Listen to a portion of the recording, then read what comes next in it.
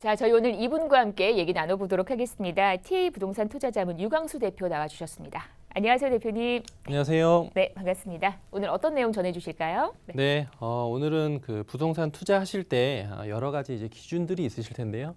최근에 부동산 뉴스들은 너무 복잡하고 또 계속 세법적인 부분들은 너무 심하게 바뀌어서 좀 기본적인 내용들을 숙지를 하시는 게 좋을 것 같다 해서 건축법 관련해서 최근의 내용들을 계속 제가 지금 말씀드리고 있는데요.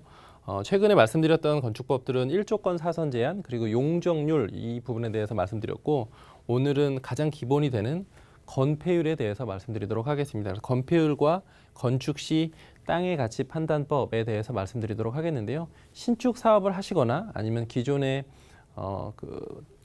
단독주택을 가지고 계시다가 나중에 신축하시거나 이런 경우들도 해당이 되시지만 일반적으로 소형주택 투자하실 때도 이 부분들을 알고 계시면 도움이 되시니까요. 숙지를 해보시면 좋을 것 같습니다. 그래서 건축 시에 사업성을 판단하는 기준으로 건폐율을 얘기를 하시는데요. 내 땅의 바닥 면적, 즉 건물의 크기를 알 수 있다라고 하는데 최근에 제가 지난주에 말씀드렸던 부분은 용적률이고 오늘은 건폐율인데요. 용적률과 건폐율이 항상 따라다니는데 개념을 다시 한번 설명을 드리면 용적률은 높이에 대한 제한이다라고 설명을 드리겠고요. 건폐율은 전체 건물이 차지하는 면적에 대한 개념입니다. 그래서 건폐율의 패자는 한자로 덮을 패자입니다. 그래서 건물이 내 토지에서 어느 정도를 덮을 수 있느냐라고 생각을 하시면 좋을 것 같고요. 용적률에서의 적자는 쌓을 적자이기 때문에 건물을 얼마나 높이 쌓을 수 있느냐라는 겁니다. 그래서 용적률이 크고 그다음에 건폐율이 크다라고 한다면 전체 토지의 가치는 더 높다 이렇게 생각을 하실 수가 있기 때문에 그런 부분들을 아시면서 기본적인 내용이니까 이 정도는 좀 알고 계시면 좋을 것 같습니다. 건폐율의 정의는요. 대지 면적에 대한 건축 면적의 비율인데요. 그래서 건폐율은 대지 면적이 예를 들어서 쉽게 얘기해서 100평이다. 그리고 건축 면적이 60평이다라고 한다면 곱하기 100 해서 건폐율은 60%가 됩니다. 일반적으로 서울시에서 용도 지역 중에 가장 많은 2종 일반 주거 지역 같은 경우에 건폐율이 지금 60%니까 그 부분을 가지고 뒤에서 계속 설명을 드리도록 하겠고요. 바꿔서 말해보면 건축 면적을 알고 싶다라고 한다면 대지 면적 곱하기 건폐율을 해보면 건축 면적이 나옵니다. 그래서 뒤에서 제가 80평짜리 토지하고 90평짜리 토지를 예로 뒤에서 다시 한번 설명을 드려보도록 하겠습니다.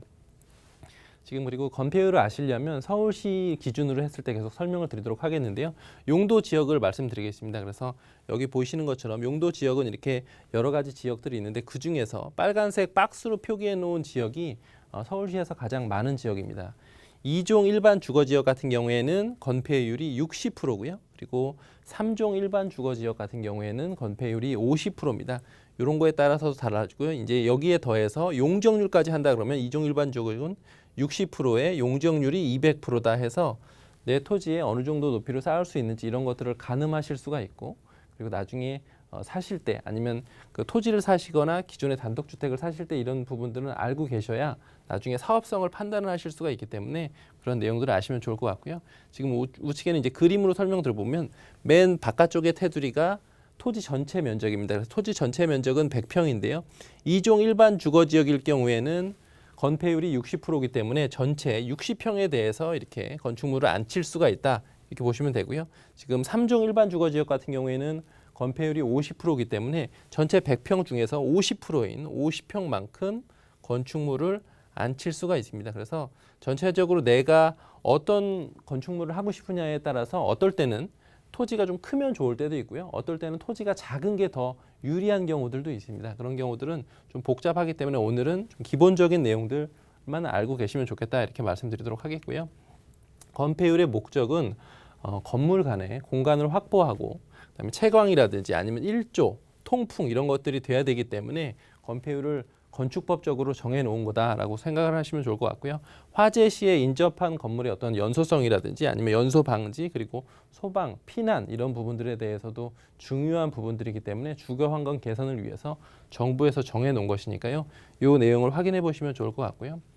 건폐율을 알려면 지역하고 용도 지역을 알아야 되는데요. 지역은 이제 서울시 예를 들어서 경기도 이런 거를 말씀드리는 거고 용도 지역은 아까 말씀드렸던 것처럼 1종 전용 주거지역, 2종 전용 주거지역 아니면 2종 일반 주거지역 이런 것들을 말씀을 드리는 겁니다. 그래서 서울시에서 만약에 내가 그걸 알고 싶다라고 한다면 여러 가지 이제 방법들이 있는데요.